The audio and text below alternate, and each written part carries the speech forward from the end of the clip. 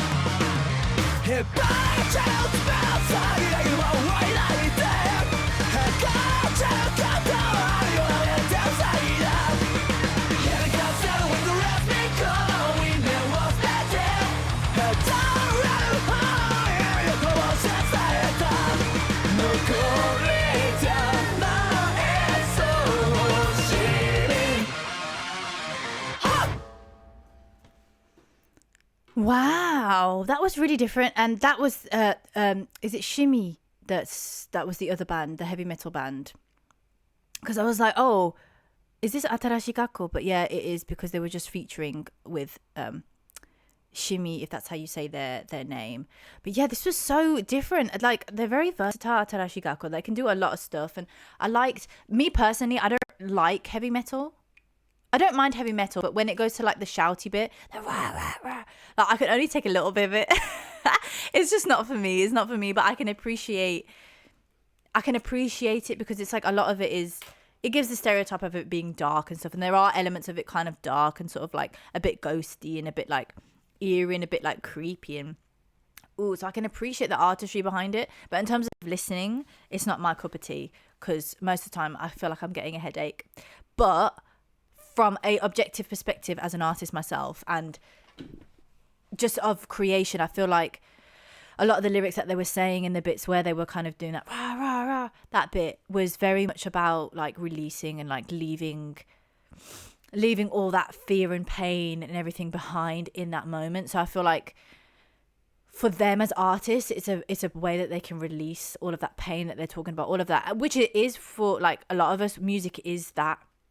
It's a place of, you know, peace and, yeah, a way that we leave our troubles there, you know. So I like that about them, and I appreciate that from an artist's perspective, that it is about releasing and it is about leaving all your problems here. Like, this is about releasing and about leaving everything in the mic, leaving everything here so we don't take it with us. So I appreciate that side of it, and like the rawness of it and the authenticity of it.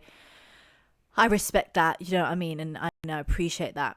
I love the bits though, these bits where Atarashii Gako, they were really showing their versatility. You know, there was a rapping bit and there was sort of, I really like the video. I feel like it definitely, I'm going to look at the lyrics in a second as well, but I liked the versatility of the video, and I think them two collaborating together, featuring on each other's song, I think is really cool because it shows that Atarashii Gako, like, they're very open-minded with what they create within the rock sphere. Even though like the one that I listened to last time wasn't even rock, it was like, I feel like it was like more jazz. So they're so versatile, like very versatile, which I always appreciate when artists are versatile, because you should never be put in a box as an artist. I feel like, yeah, it's always should be,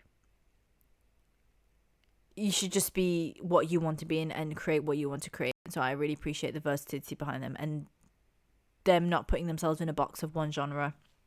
Yeah, and they're dancing, they're just really good. Like, the dancing when Atarashii Gako, and she was doing this and like all of that, and I'm like, well, wow, like I really saw their dancing in the last video that I reacted to, but this dancing was so cool, and again showing their versatility even within the sphere of dancing, which is amazing. And I really loved the bit, there was like a piano bit that was playing a piano, and it was just really calming and really soothing. But I feel like the contrast between the rah, rah, rah and the calming is quite unique, and it's almost demonstrating that, you know, all of that fear and all of that whatever they were talking about is kind of released, and you have that moment of calmness and like cathartic feeling of like cleansing, and like when you've released all of that. So I like that about it.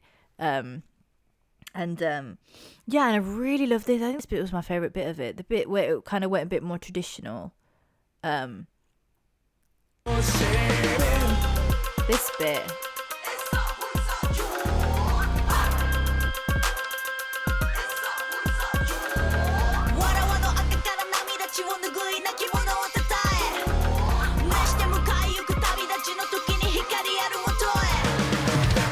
and then it goes back into that.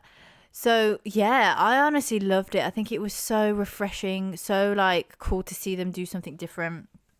And I loved the traditional elements that they've put in, but also like the eerie, the gory side of it, and like the real like heavy metal elements of it was really cool, and definitely very, yeah, it speaks to their versatility, which I think is really cool, man.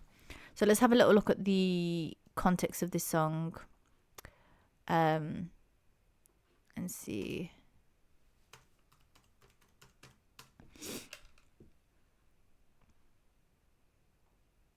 It's a bold genre bending. Exactly.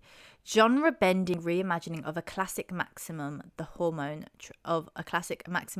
track, pairing extreme metal with idle dance punk. Oh, so they originally released the track on their own, and then they did a collaboration. Wow. So they released it on 2007 and then they did the collaboration 2024. That's quite crazy. Wow. That's amazing. That's really cool. Yeah, there's so much blend of different genres, which I think it was just so refreshing. Like that's what I really liked about it was there's no rules. You can mix things together and it's like it doesn't have to be. Yeah, it's like dark side rhythm. A lot of the words were about darker elements, but that's the thing. It's like darker elements, and yet it's released. It's a way that they can talk about it and leave it there. So I really like that about it. Translation. I'm trying to get these lyrics translated.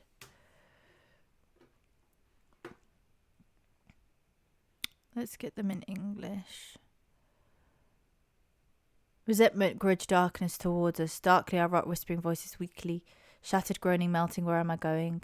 Full of resentment, a mess already worn out. Spiritually robbed of all lies. Struggling, resting emotions. Who is the farthest? Twilight, early summer rain. Distorted shadow play. Eyes of the gods are abandoned. Failing the stain of souls. Sparks fall, embracing doubts at the tips of claws. It's really poetic though. I really like the lyrics. I think it's great. It's just not my cup of tea. But I really like Atarashii Gako because I like the softer side of it. That's just something that is easy to my ear and something that I enjoy listening to. But you can't deny that like Shimi, if that's how you say their name, are extremely talented. Like their band, their energy. It's the energy in this. It has so much energy. And like I love how Atarashii Gako, they're embodying like the elements of Shimi and what Simi or however you pronounce it, and they're really collaborating, they're really embracing the elements of them but also bringing their own flavor to it, which I think is cool and refreshing, and that's something you really see a lot. I feel like this side of the world, like Southeast Asia, like they tend to be a lot more open-minded in terms of who they collaborate with, and like I just feel like they're a lot open-minded from what I've seen listening to a lot of the rock bands like Bandmade and like Love Bites and all those kind of Rolling Quartz and stuff like that. Like I've come to realize that they're very open with different genres and they're very open to embrace others as well and embrace the differences between them and then like collaborate and join forces together, which I think is needed in the music industry and it's not done as much. And I just like that about that side of the world and the rock that they do in that part of the world, because I just think it's just really refreshing and really cool. So yeah, thank you so much Motomek for requesting. If anybody has another request, there is a link in the description to send them over. But yeah, thank you so much for watching guys. I'm really grateful. Until next time, bye.